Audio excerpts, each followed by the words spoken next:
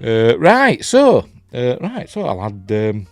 I will add it to the screen, and we'll go through it. I'm not just, Anyway, whatever. It begins with. It doesn't begin. I know the other. Is it just for movies? A long time ago in a galaxy far, far away. I can't remember if any of the other Disney Plus TV shows started with a long time ago in a galaxy far, far away. I can't remember. Maybe right at the beginning they did, but not anymore. But in the same, I suppose, font and colour, we now are told that it's 100 years before the rise of the Empire. It's a time of peace, the Jedi Order and the Galactic Republic have prospered for centuries without war. Now, is anything else going to pop up? There we go. But in the dark corners of the galaxy, a powerful few learn to use the Force in secret. There's going to be a name. Oh, there we go. And one of them, a lone assassin, risks discovery to seek revenge. Right, so off we go. And then we begin. We're on some planet, and there she is. That's Amanda Stenberg as May, M-A-E. And she is the assassin in question, and it looks lovely. The series does look lovely. Hang on, let me get rid of my taskbar. Oh, hang on, you can see that. Hang on. What is it now? Taskbar behaviours. Hey, hide it. There we go. Hide the taskbar. We don't need that, do we? Right. Where were we? Well, you see my icons at the bottom of my screen. Where were we? Right. As I said, it looks lovely. It's really good. $180 million lovely. It does look, but it's a lot of money, is that, ain't it? Remember when some people were telling us that we were never going to see this show? We were never going to see the Acolyte. All we were going to get were a sizzle reel. I'll not name names, but those people were wrong, weren't they? This is why you should never trust rumours from from YouTube scoopers, especially me. Not that I get any scoops, but never trust them. They're entertaining enough, but never trust them. Anyway, so here she is. There, she's got a ship in the background. Don't know what that is there, but off we go. So she's called May, and I don't know if she's supposed to be a Sith or a Knight of Ren or whatever, but there's a baddie in it. We saw this baddie in the trailer. I likened the mask to reminding me of David Cronenberg's mask he wore in Nightbreed. But other people have started calling it Smilo Ren, which is amusing. Anyway, right, so we're in this place. We see a lot of these Star Wars towns with this sort of like gateway. I'm sure we might have seen this in another film, maybe. They had a similar thing in Force Awakens and another one in Mandalorian, didn't they? But anyway, so she sees this little alien with some sort of, God knows what it's supposed. Is it a Jawa? Is it a Jawa with pretending to be Darth Vader? I don't know what it is. But she says, "Where's your Jedi?" I don't mean your Jedi, but anyway.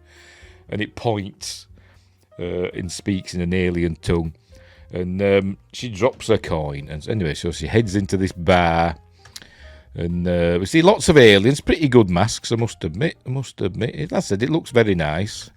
And she finds the Jedi. Can't remember the names. I should really have it written down for me, shouldn't I? Hang on, let's have a look. Acolyte. The Acolyte television series. Did I see Windgrace there? Yes, I did. Sorry I'm late. You can start now. We've only just begun, as the carpenters said. Right. Cast. No, don't want it like that. Just have a list of them. I don't need to know the biographies. God's sake. We'll go to IMDb and use that. Bloody Wikipedia. Where are they? Where the hell? What's going on here? Right. Where were we? Where are you? Carrie-Anne Moss. There she is as Master Indara. Jedi Master Indara. And she's sitting with these chaps around this table, whoever they are. And she's going to do it now. Look, there we go. She does her flourish. And she says, "Attack me with all of your strength." And it just kind of reminds me, when she says that, it just reminds me of Jeremy Clarkson. If you watch Top Gear, the proper Top Gear, they had a thing where they were trying to drive an old car from France, from like the early 20th century, like a older than the Model T Ford, this old jalopy from France. And all the instructions for driving it were in French, but translated into English through a translation machine like Google Translate, and it had all gone wrong. And it just reminded me of that, because it says like turn the screw until it releases all its strength, or something like that. And it just reminded me of that. So I'm waffling, aren't I? So she says that, and I don't know why. It's her catchphrase that she uses. I don't know why, because it sounds goofy. And it sounds goofy to the people in it as well, because they all start laughing at her. There you go, they're all laughing. But she's having none of that, so a big fight starts. Quite well staged, I must admit.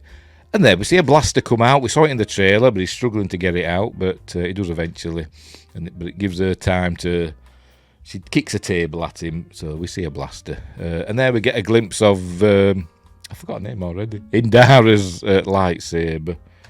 But she's not going to use it just yet. They're going to have a fight, and we see she's got these throwing knives, and that's all she seems to have. So they're having a fight, bit of what they call it, Jedi foo, or whatever you want to call it, Force foo. So they're giving it all that. Oh my! She throws. Hang on. She throws a woman over the. In a minute. There she goes. She throws a woman over the railing. Have I gone past it? Yes, because she's trying to be, to fight, and she's not using a lightsaber. She's just using Jedi stuff. But then we see she secretes another knife out behind her in a minute when it catches up, and here we go. And she throws the knives at her. And this is when the lightsaber comes out, and. I better make sure we're going, because I'm not having much luck with these streams lately, am I? Yes, we're fine. We're fine. Fingers crossed. And she gets the lightsaber out and deflects the knives, but she's got a hidden one, or she's holding one behind her back, and she pushes this woman and makes her fall, and it distracts Indara, so she uses the Force to break her fall. And there you go, she's going to get the other knife out. There you go. Like magic. And there you go. She does that, but then she's distracted enough, and she's got, there you go. Oh, for Pete's sake, she's been stabbed in the heart. Not shot through the heart, because you're to blame. She doesn't give love a bad name. She's been stabbed in the heart with the teeny weeny throwing knife. Lightsabers. People survive lightsaber. What do you call it? Piercings. Left, right, and centre, but a tiny little throwing knife. Admittedly, it looks like it's in the heart, but that's enough. Obviously, don't get her to a Bacta tank in time, but she dies. There she goes. She dies here, and so off she goes. She's threatening the barkeep, but we see he's got a kid, and maybe it's showing that she's got some compassion, because she sees the kid and decides not to kill him. And then we see the Acolyte, and then Osha wakes up. This is Osha again, Amanda Stenberg. She's playing two characters. There were twins, and when they were 8 years old on the planet where they lived, May started a fire that burned down their house or whatever, and killed the parents, and the thought that May had died in the fire as well. And Jedi saved Osha, and they keep saying, or they said it a couple of times in this, that yes, Soji and Daj, yes, it's another one of them, isn't it, from Picard. They keep saying that the Saw may die, but obviously not, because we've just seen it, haven't we? Anyway, so she wakes up, and what have I done there? I've gone full screen. I didn't mean to do that. Get out of it again. And she wakes up. She's on the. Is she on the Galactic Star Cruiser? I won't be surprised. No, she isn't. She's on a Nemoidian ship. Remember that? The Trade Federation. They're around. They're around the Trade Federation. Anyway, she's on this ship. And she looks jolly happy. She's got a little droid there. She's holding it in her hand, which she calls Pip. It's like a phone. It's basically her phone. But it's a droid as well. And she calls it Pip. I don't know if the Fallout people, if they're lawyers, will be getting in touch. Because, Pip boy, little helper thing. Anyway, I don't know. But it's more like a phone than a droid. She carries it about. And this way we learn what she does. It turns out she's not a mechanic. She's a mechanic. Why don't they just say mechanic? Mechan or mechanic, or whatever they call them, something like that. Anyway, I do have subtitles on this. Why aren't it showing them? Subtitle track. Enable. Oh no, it's not showing them. There we go. There we go. We learn she's a mechanic or whatever on this ship. This is one of her crewmates. She's not the captain. It's, as I said, it's a Nemoidian ship. And they've got to go outside. And this reminded me, there she's with a this reminded me of that film Titan AE, because the hero of that started out in a scene like this, where they were outside the ship in space, didn't they? Let's have a look. There's the rest of the ship that we're seeing. There's the Nemoidians, remember them from Phantom Menace, etc. There you go. Our cargo is not. That's a look better though, I must admit. I think they do look better than the ones in the Phantom Menace. And there she is. It does really remind me of Titan AE. It really does. Can you take me higher? Bit of damn Yankees there. Is that me? Speaking of Titan AE, I've got it here somewhere. Where have I put it? Oh, how do I get to that now? Like this. Just bear with me. Where have I put it? I can't remember. Not that it matters. I've got a couple of images, that's all. So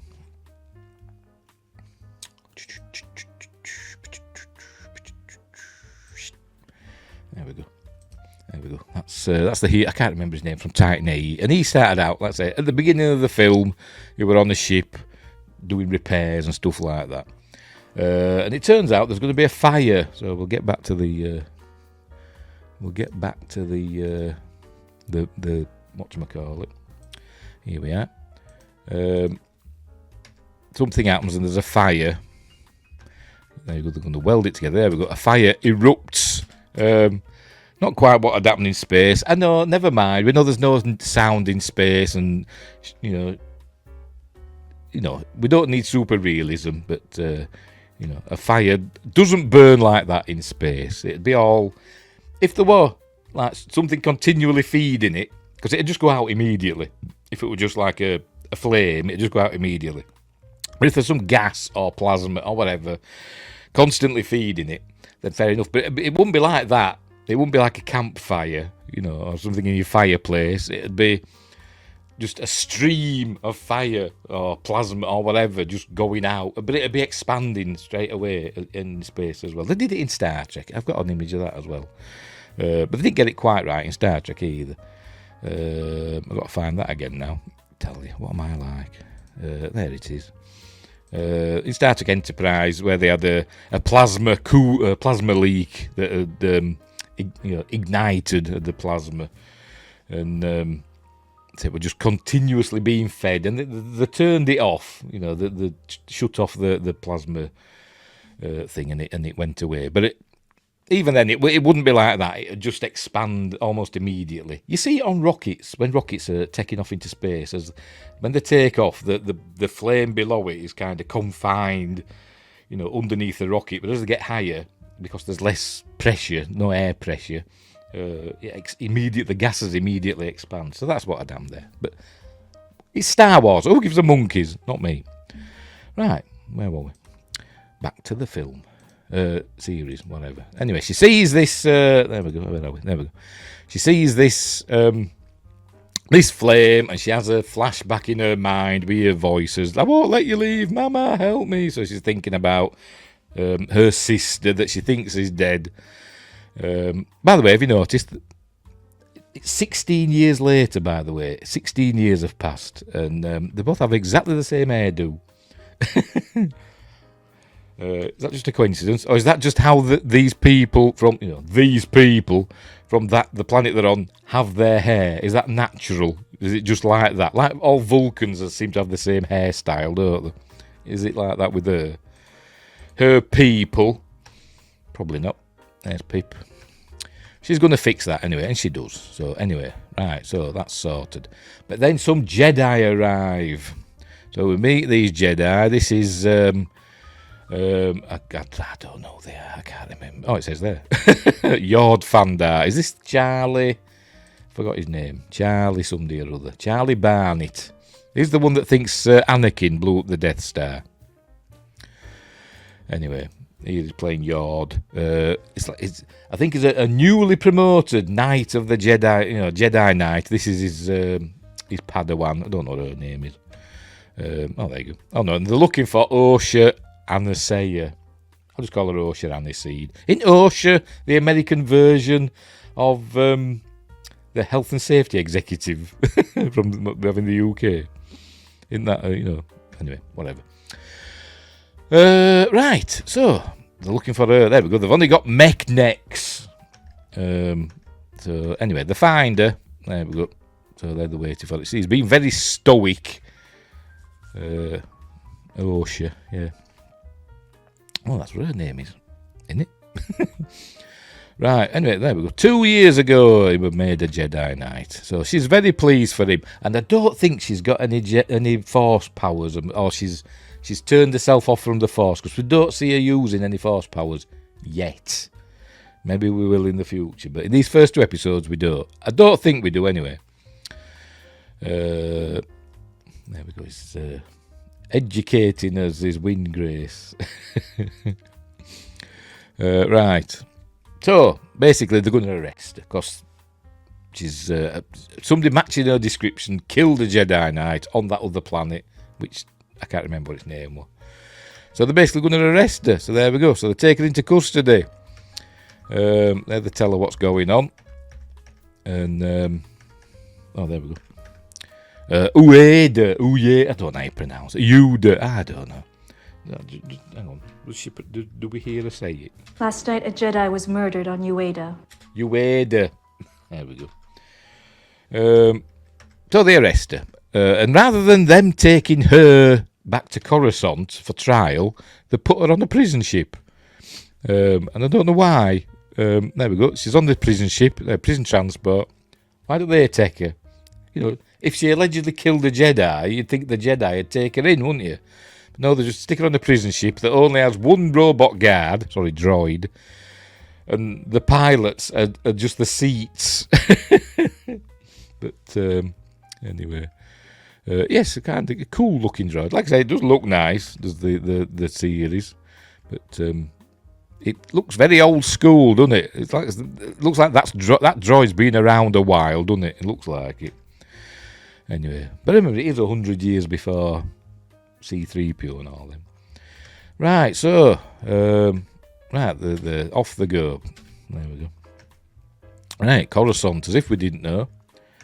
Right, we're in the Jedi Academy, where the younglings are being trained, and it's where we meet Jedi Master Sol, played by, I forgot his bloody name or not. Him from Squid Game.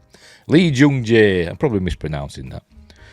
And he's saying, close your eyes. There we go. You close your eyes can deceive you. And then later on, we see that famous little alien with the mask. The eyes don't close. And I'm thinking, that poor kid, that poor youngling. He's like, I can't close my eyes. Anyway. So here he's teaching them.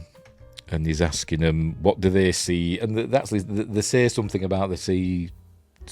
Basically, I think they're telling him a darkness is coming. That's what it boils down to. Anyway, Venestra Rowe arrives. I don't know why I remember her name. Maybe it just sticks in the mind and rolls off the tongue. She arrives. This is Leslie E. Headland's wife, apparently. Rebecca, somebody or other, Henderson. I don't know. Nice bit of nepotism, get your wife in. There we go. They're saying something bad's coming. Anyway. And there's the... is it going to show him? Is it going to show the poor little... Where is he? There he is. There he was. Look. Can't close his eyes, poor little bugger. She looks like Zan from Farscape. I wouldn't know. But poor little... Only if he put his hands over his eyes, or her eyes, or whatever. Its eyes. I wonder. Anyway, they're off for lunch now. Time for lunch. Anyway, so... She's gone to tell him. She's some sort of senior Jedi. She must be, on the council or whatever. And she's gone to tell him that they've got Osha in custody and they're bringing her in. And she wanted to tell him because Osha was, it turns out, was his Padawan. But she left the order by her own choice. I don't think it tells us why. Anyway, so... Right, so there's that. He's saying...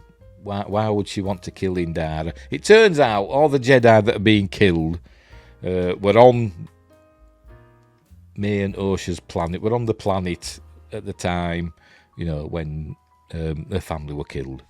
And May's blaming the Jedi. Anyway. So that's that. Right, here we go. The prison ship is going through hyperspace. Look, there it is. Look, it's going through its Doctor Who hyperspace. And here's the droid. And there's the pilots that are just the chairs or the seats. And then we see the incarcerated. Right, and then we learn for the most violent prisoners, they put this parasite on their mouth and it calms them down and puts them in a blissful state. And then they call it a dibuk, which is a Jewish thing, isn't it? It's just like a demon or a spirit, an evil spirit is a dibuk, isn't it? Because you have dibuk boxers, though, that famous one. They made a film about it, didn't they? Anyway, never mind. So we see all the other prisoners, but they're planning an escape of these other prisoners. There you go. But she doesn't want anything to do with it. They're going to take the escape pods, and somehow they've got this other convict here who looks like he's from, I don't know, it should work for the Harkonnens in David Lynch's Dune or something like that. Doesn't it? So they can, for the violent prisoners, they stick this parasite dibuk on to keep them calm, but they don't do anything about an obviously mechanically or electronically enhanced, person, that can get up to all sorts, because he immediately just turns all the droids off, as we see in a minute. There we go. They just turn back into chairs again.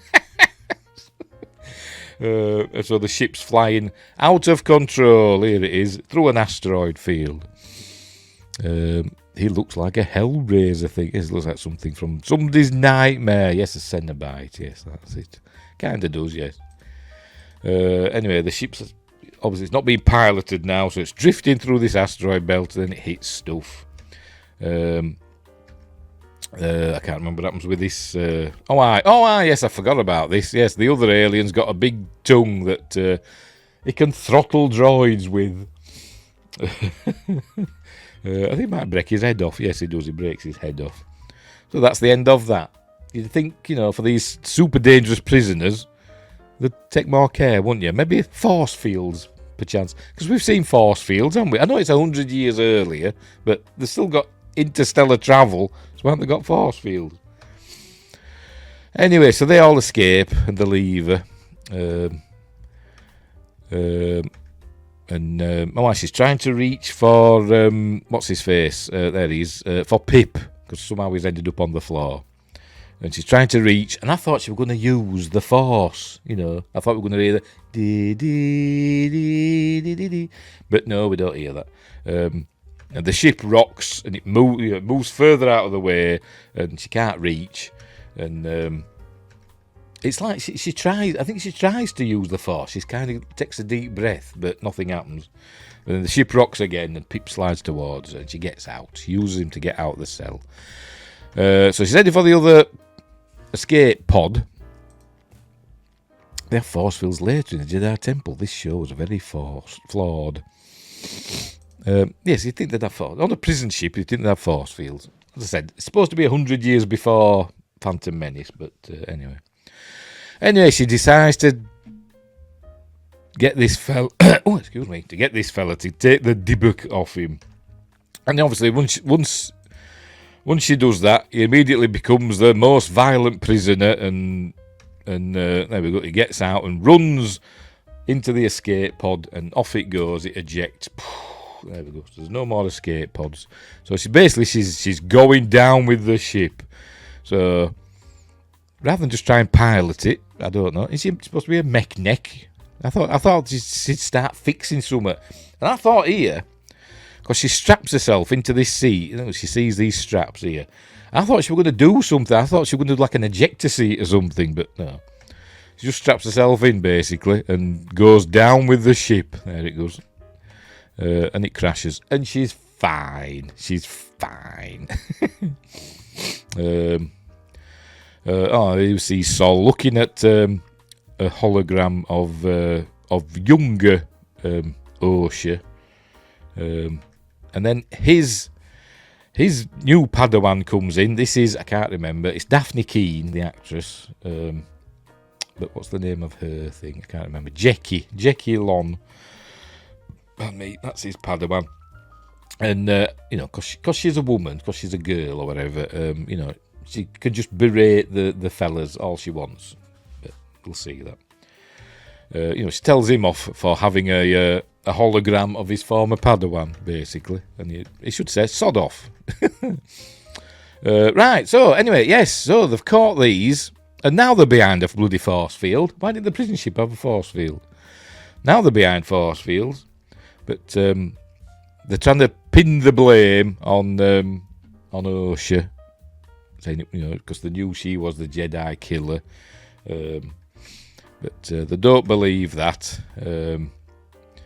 Actually, he goes up. They've caught him as well, the violent one, and he goes in and uses his force powers, Jedi mind trick, basically. He uses a Jedi mind trick on him, and he tells him what happened. That she was going to save me, but I betrayed her and stole the last escape pod. So there we go.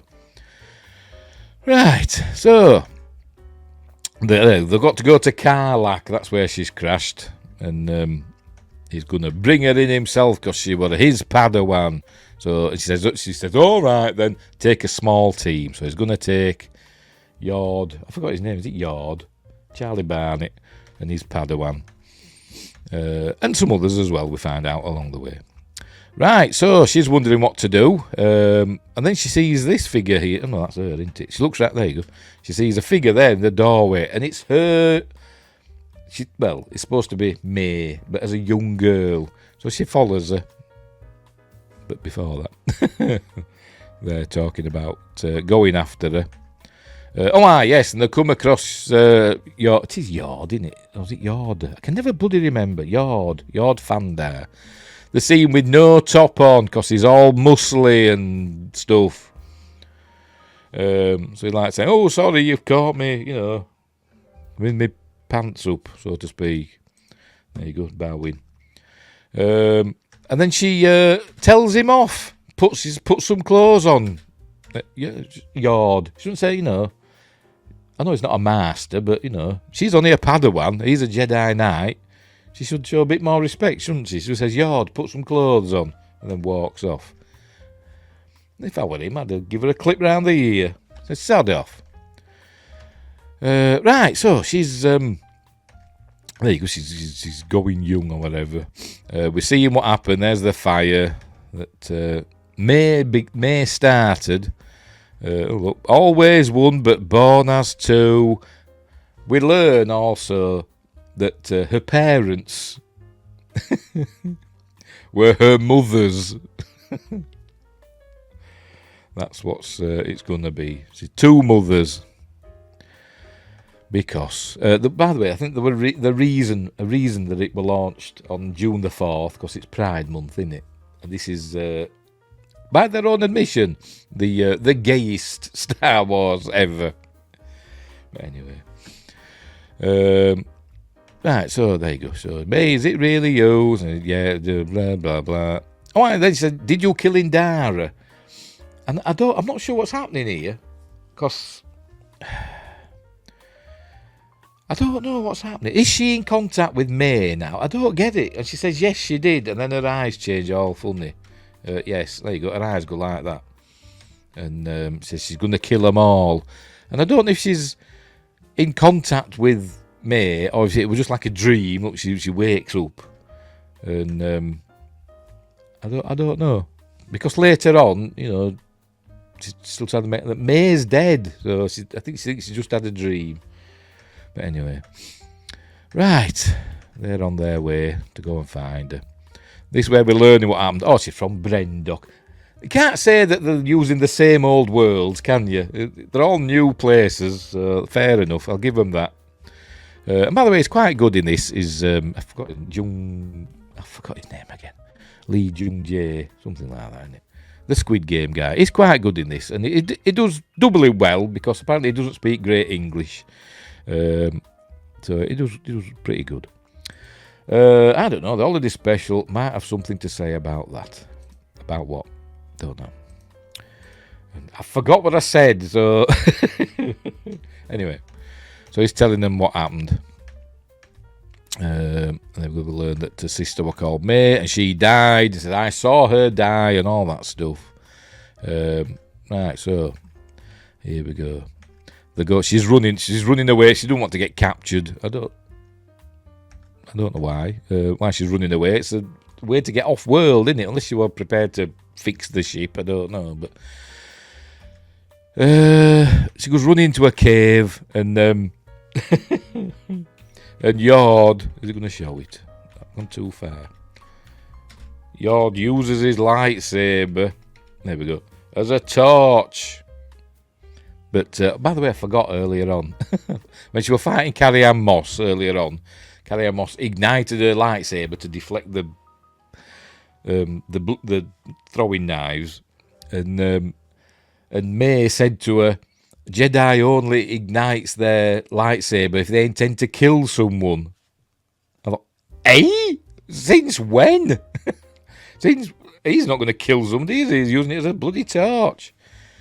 It's weird stuff like that in this. It's as though the people, you know, Leslie Headland knows sod all about Star Wars, basically. She's got the cliff notes, and she's just making the rest up. Anyway, they find her. They do the old, you know, the Fugitive, the film, not the series, the film, with Harrison Ford and Tommy Lee Jones. They do that here.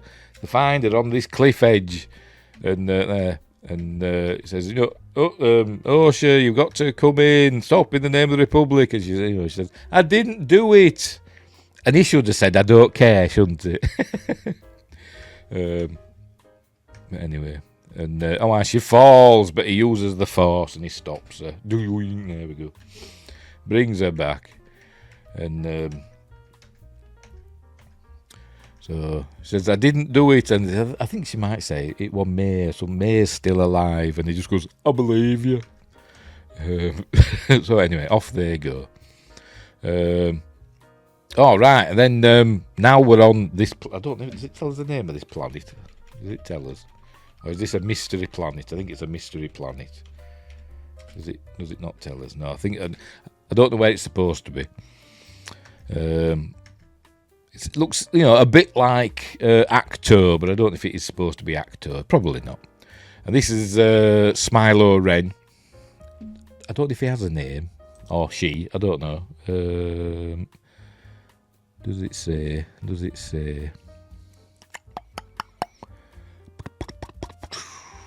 No, it doesn't say. Oh, that could be hardy.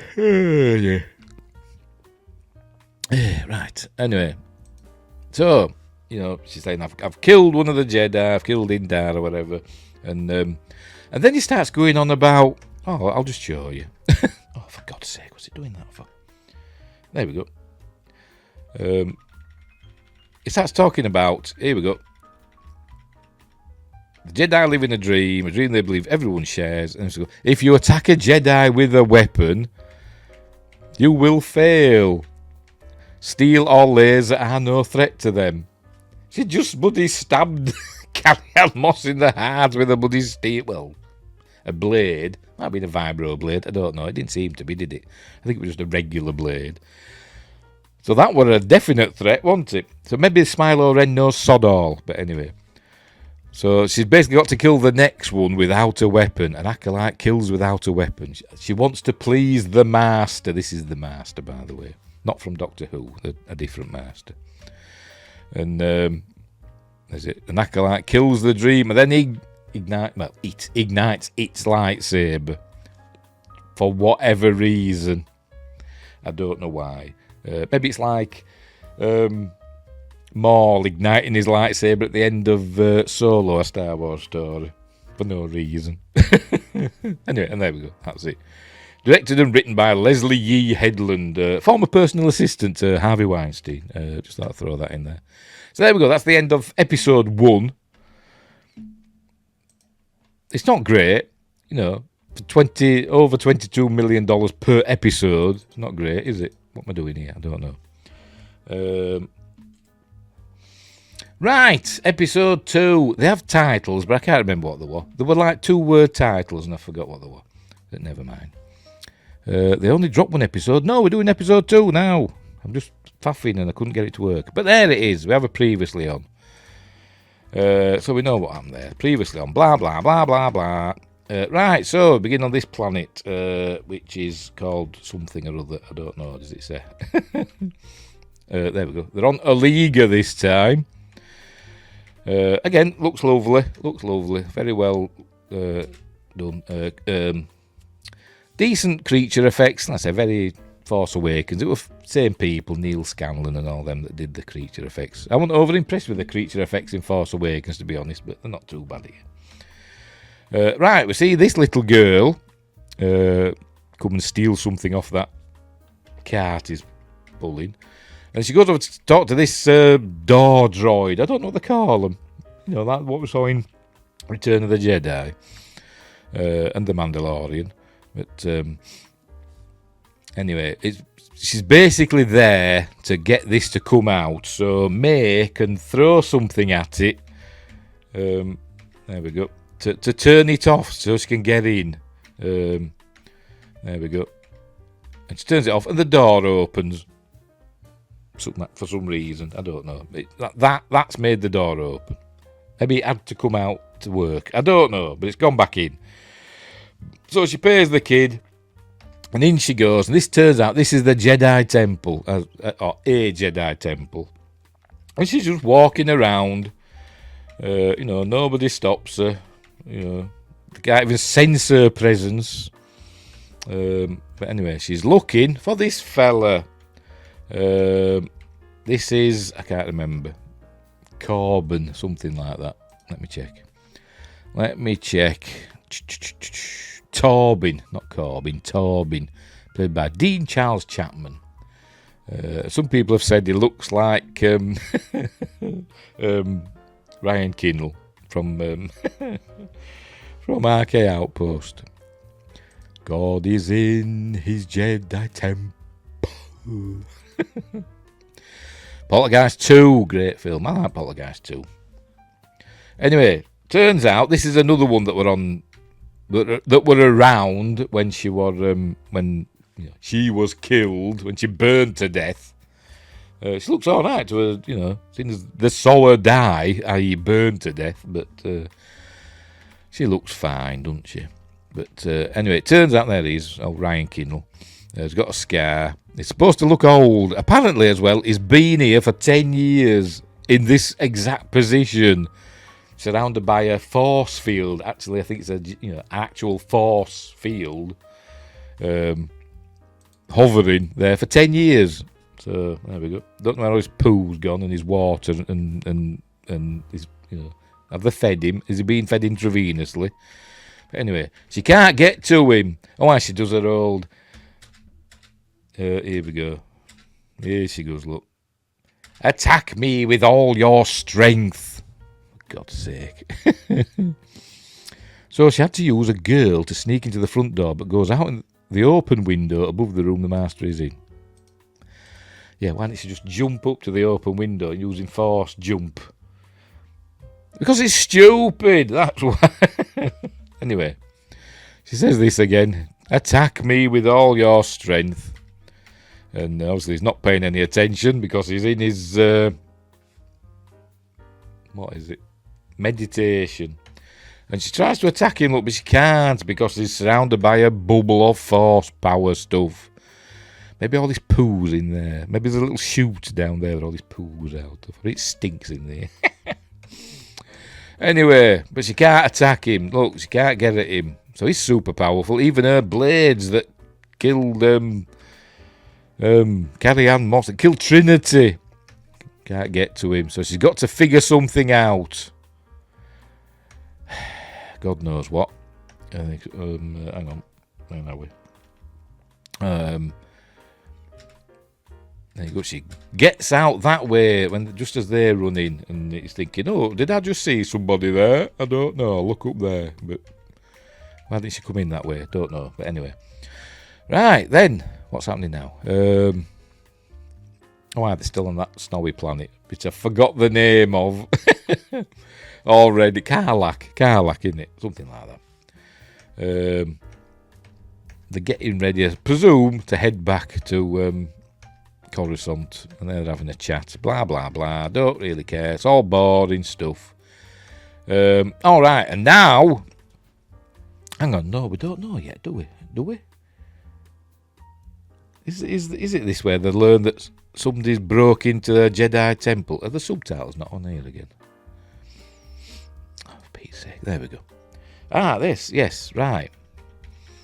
Right, there we go. A suspect matching Osha's description broke into a local Jedi temple on that other planet.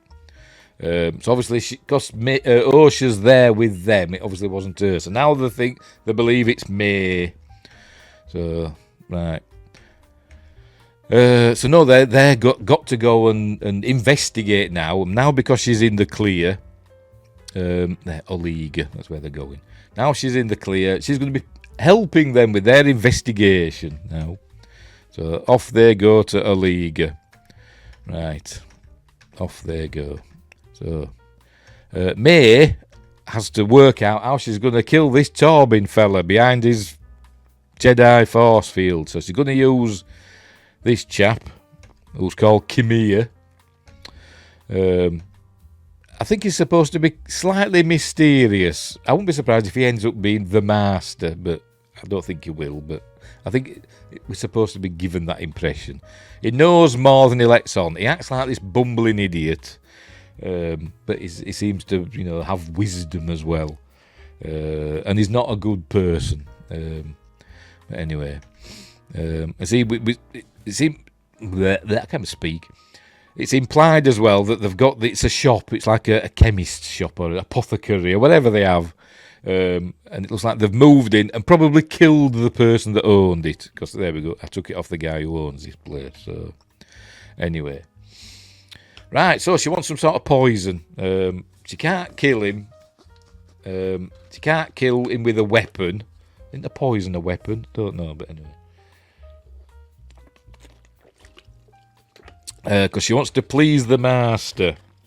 So she can't kill him with a weapon, like she did with Indara.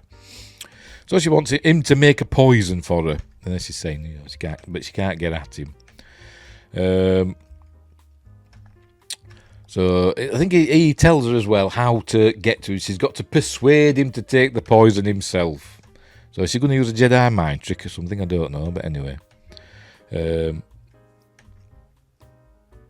He needs something. Something only you can give him. It's forgiveness or something like that. Right, so he's making his poison. Look, there we go. So he gives it to her. So off she goes back into the temple. Don't know how she's going to get back. You'd think, security would be heightened now, wouldn't you? Now they know that she's been in once. Never mind. A pip droid. There we go. As I said, I wonder what the Fallout people are thinking about that. Yes, I believe that guy is Smilo Ren. I don't know. It could be, but I think we're supposed to think that, aren't we? So they'll probably, switch it. It'll probably end up being bloody Carrie-Anne Moss or somebody, or one of her mothers, because there's rumours going round, or people are guessing that the phrase "I am your mother" is going to get said at some point. Because they have said, Leslie Headland has said that phrases from the Star Wars films are going to pop up in this, such as "May the Force be with you" and shit like that.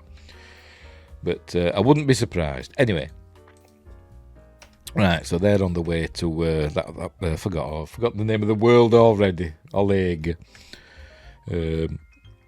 So there we go. So it's gone from he saw May die to believing that she's still alive. But anyway, somehow May returned. Yes, from a certain point of view. Right, so here they are. They've arrived on a league. Nice, good sets and stuff. Very Star Warsy. You can see where the money's gone. Just not on the actors. Apart from him, who's the best one. Or the script. But anyway. Right, so they've arrived. Here he is, Ryan Kinnell, in his... But look, she's back in again, look. She went through all that rigmarole. Look, she just drops down through the hole in the ceiling. Why did she do that to start with? And why don't they close the hole in the ceiling? Now they know that there's somebody out there that might want to kill him. So he's May a Palpatine. yes, May Palpatine. It'll probably turn out that Smilo Ren is Sheev Palpatine's dad or something like that. Ooh, pardon me. Anyway, it's easy. She's dropped down again. Security. It's a load of rubbish, isn't it?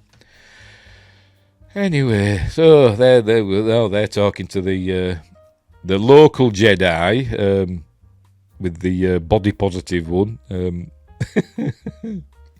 a Padawan. He's got the braid, so he's a body positive fatter one, as is being called on the interwebs.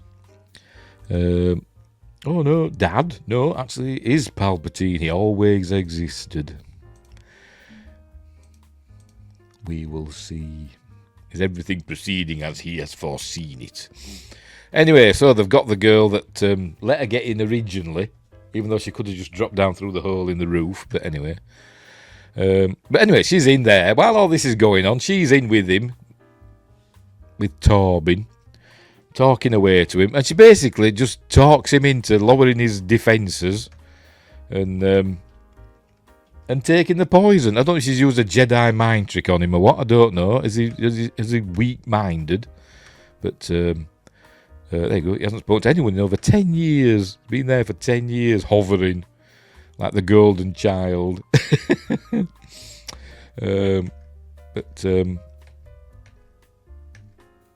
There we go. Face the past, she's saying to him. She basically talks him into... there we go. He's woke up. She talks him into taking the poison. And taking responsibility for what happened, even though it probably wasn't his fault. I don't know. But anyway. There it is. And she used a Jedi mind trick. God knows. But he's taking it, look. Because obviously Master Torbin was some sort of bloody idiot. So he's killed himself. And then they come in, somebody comes in and thinks, oh, you've killed him. There you go. No, it's not me. No, it's happened again. Not me, honest. But then Yord comes in and says, no, my sights were on her. What do you mean? Why don't you just say, I've had my eye on her all the time or whatever. My sights were on her. Anyway, oh look, he's lit his lightsaber. But anyway, so they know she's innocent. So they've got to go and find where they got the poison from. So, right. Anyway, they're watching them. Look, there you go. So it must be the only place in town that does poison. So anyway, so they're gonna go check that place out. And yes, and also luckily because they've got exactly the same hairdo and they're identical twins, she's gonna pretend to be May. Is Osha. So she's gonna go in and pretend to be May. There we go. In she goes. And and he doesn't fall for it, because I think he's got I think he's a dark force user as well, but because he realises it's not her almost immediately, but so it there you go. So it all goes awry. She gets she's got a gun now. Look, she's not a very good shot with it. That we'll see in a bit, but he's still trying to make out that he's some sort of is less than what he is. I think there's more to him than meets the eye. There you go. I'm just a supplier, but there's more to it than her. But it's basically telling them the whole plot, much like in Attack of the Clones when Count Dooku told Obi-Wan the whole plot, didn't he? He told him all about it, about Sidious wanting to take over and everything like that. Right, so he's doing the same here, basically. She wants revenge on 4 Jedi that were on the planet. So they were in I've forgotten it, Indara, Torbin. Turns out that Saul, and there was a Wookiee one.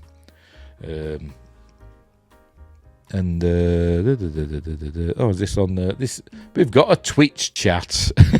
Another one about wanting to promote my channel. We get lots of them on Twitch. Get them on getting lots of them on Twitch now, but we always get a lot of them on Rumble as well. Does anybody ever go to them? Don't know. There it is. Look. Unbelievable. Anyway, right. So, what's happening now? I can't remember. I think they're going to try and get they're looking for May or whatever. They're waiting for May to come back to the shop, I think. But by the way, I do like the music for this. Michael Asbel, I can't remember. He did the music for it, and it's not bad. It's not bad. Right, so here she is. This is May. We can tell by the clothes. She does have longer hair. I must admit, she does have longer hair than.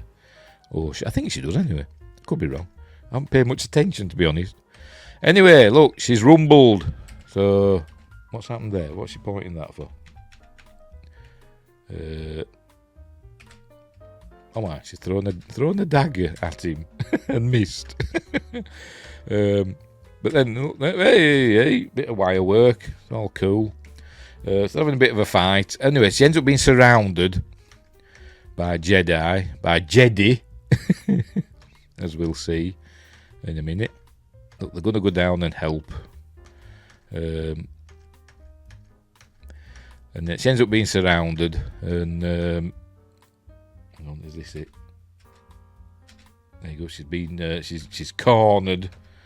There we go. They all come down there. The ship's above her now. They lay down your weapons, but she notices there's gravel and sand, so she uses the force on that and just makes it all so they can't see, as we'll see here. There we go, like that. The Jedi, they don't need their eyes, do they? Your eyes can deceive you. I mean, he said it at the beginning, didn't he, in the Jedi Temple in the first episode. So they should still know that she's there, but she, distraction, she's gone. Because she's an LA illusionist. She's gone. Or she's done like the Wicked Witch of the West. She should have done flames or something, shouldn't she? But she's gone. She's run off. But don't worry, because Osha's going to catch up to her. She gets run over as well by a speeder, look, a slow-moving speeder, and she just steals it off this fella, and she jumps in. There, it goes to see how she is, and she jumps in, and Osha shoots at her, but misses. Looks to be on stun. Oh, Osha! She didn't even know Osha was alive. The very last scene of this show is going to be someone moving to Toshi Station. When asked what they plan to do now, they will say, "Not sure, maybe I'll sell power converters." Is that how they were going to get Luke? But luckily he never got there, did he? Anyway, there we go. She's going to shoot. Get on with it, bloody hell. There we go. Pew! Look, she's aiming and she still misses. Look, did she miss on purpose? Maybe. But for a, I mean, it was a stun thing. For a stun thing, it bloody did some damage, didn't it? If it was a stun setting, it looked like one, didn't it? Anyway, she's missed, so she drives off and she shoots at her again. Still misses, I think. Anyway. So, now they know that, there's some dark force users afoot. What's happening now? So they're going to go off and... yes, that's it. He's found the Wookiee, the Kelnacker, who's played by Jonas Suatomo, something like that. The fellow that did Chewbacca in The Force Awakens. In most of the Disney Star Wars films. Right, so off they go. There we go. They're going to Kofar, a very treaty place. And then these chaps, look, they're speaking in Huttese. And they're looking for a ship or something that they want to salvage. But it turns out there's a Wookiee there that's, I think it's supposed to be like a Bigfoot or something. They hear he's raw. And there he is.